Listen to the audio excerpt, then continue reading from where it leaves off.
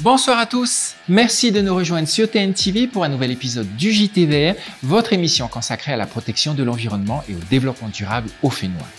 Très heureux de vous retrouver pour ce nouvel épisode. Nous n'en avons pas fini avec cette pandémie, alors respectez bien les consignes données par les autorités du Fénois et surtout faites attention à vous et à tous ceux que vous aimez. À tout de suite, juste après le générique, nous vous proposons de faire la révolution des déchets.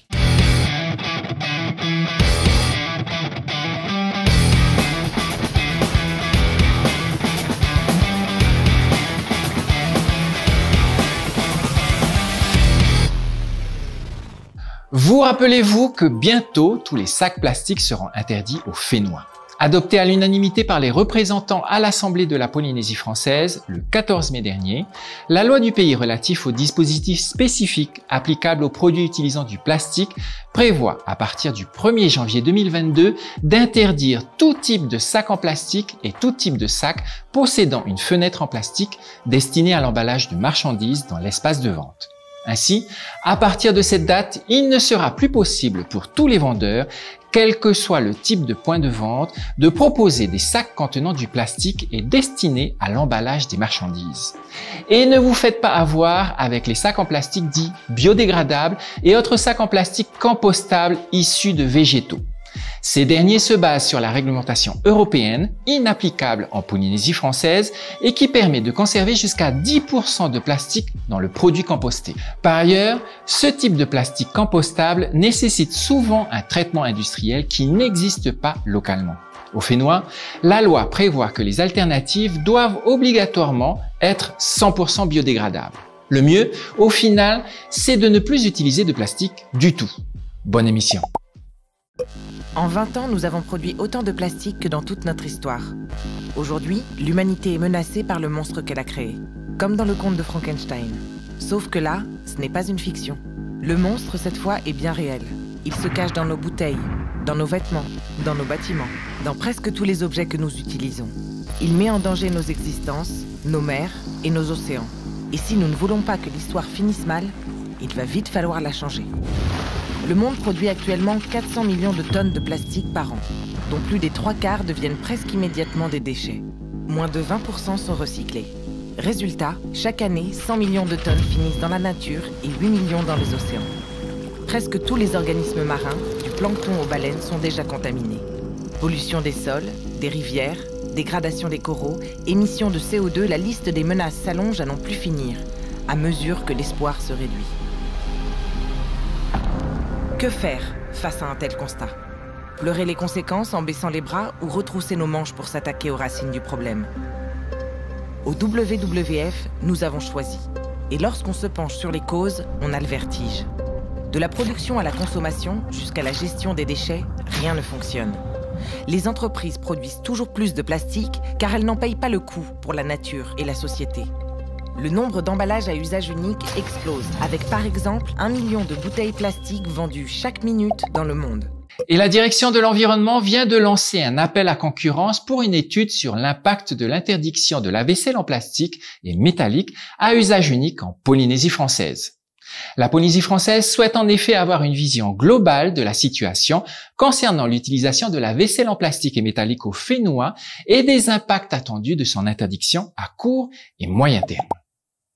Si l'on vous parle de déchetterie, vous pensez sans doute déchets, saletés et rebuts. Mais savez-vous que la majorité des objets que nous jetons tous les jours peut être recyclés ou réparés? Ils peuvent avoir une deuxième vie. Le syndicat mixte intercommunal de collecte et de valorisation, le SMICVAL, qui regroupe 138 communes au nord de la Gironde en France, a inventé le Market, un supermarché inversé duquel on repart avec des objets laissés par d'autres.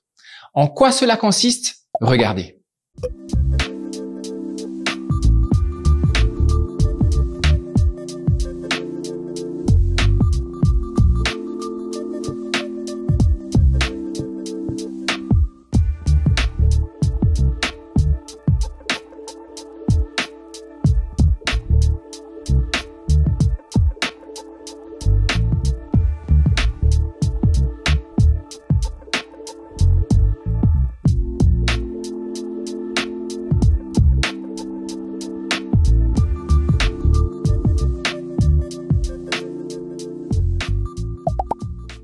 Grâce à ce supermarché inversé, le SMICVAL a réduit l'enfouissement de ses déchets de 60% et le recyclage a augmenté de 85%. Ainsi, chaque année, c'est plus de 1000 tonnes de produits qui sont échangés au lieu d'être jetés. Et fort de ce succès, le syndicat mixte compte ouvrir prochainement 2 autres supermarchés inversés.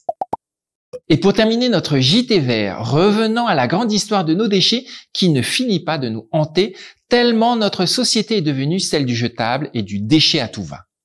Et comment sensibiliser le public à revenir à des comportements plus raisonnés et raisonnables alors qu'il est tellement plus facile de systématiquement accuser l'autre de polluer? Et sous prétexte que c'est déjà sale, j'en profite pour salir encore plus. Et de toute manière, il y a des gens payés pour ça. Heureusement toutefois qu'il existe encore des rebelles. Ils se nomment Bourdans, libellules, activistes, brigades vertes, citoyens engagés, sauveteurs ou simples jeunes et moins jeunes concernés. Et ils ramassent les déchets chaque jour, chaque semaine. L'opportunité de pouvoir bénéficier de cette association aujourd'hui, ça ne fait que renforcer le but final qui est de préserver l'environnement et de sensibiliser au maximum les jeunes et le futur de notre génération, quoi. La dernière crue, on a été un peu étonnés de voir autant de branchages, de déchets dans nos lagons, surtout au droit des rivières. Là, on a été un peu touchés profondément parce qu'on pensait qu'on avait fait le maximum. Et en fin de compte, on s'aperçoit que non, il y a encore du travail à faire.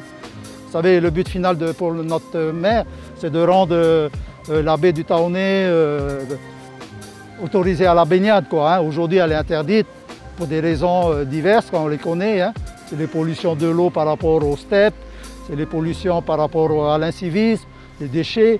Donc si un jour on peut arriver à redonner la mer à nos administrés et même à l'extérieur, on serait les plus heureux du monde, quoi. Avant de venir ici, j'étais en Corse. Donc pareil, en Corse, c'est une catastrophe aussi là-bas, la pollution. Donc pareil, on a la mer, là on a la mer ici. Un coup de vent, en plus ils ont annoncé du mauvais temps pour ce week-end.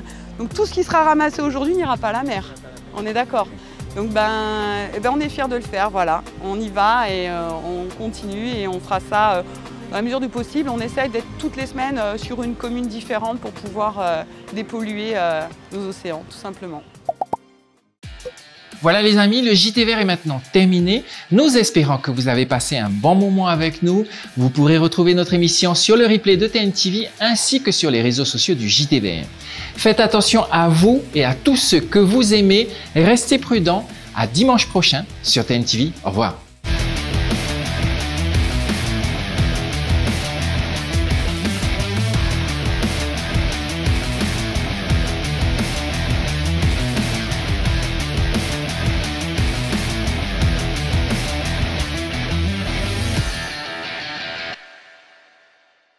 Prochainement, dans le JT vert, connaissez-vous les filets fantômes? Dimanche prochain, nous vous parlerons de cette menace invisible dans nos océans et nos lagons.